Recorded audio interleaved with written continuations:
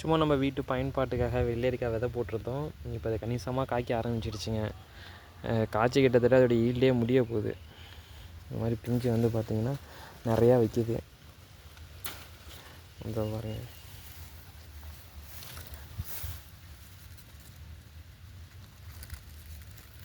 சும்மா ரஃப்பாக போட்டுவிட்டோம். எந்த மெயின்டெனன்ஸும் எதுவும் கிடையாது. தண்ணி பாய்ச்சறதோட சரிங்க.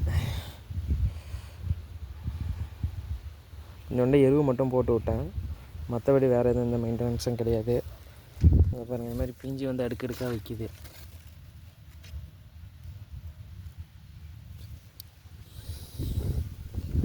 அதே மாதிரி இந்த பக்கம் பார்த்திங்கன்னா ஒரு தப்பு செடி, தர்பூசணி செடி ஒன்று முளைச்சிருந்தது. சாப்பிட்டுட்டு போட்ட விதை தான். ஆனால் நல்லா பழுத்துருச்சுங்க. காய் நல்லா திரண்டு வந்திருக்கு. சவுண்டை பாருங்கள்.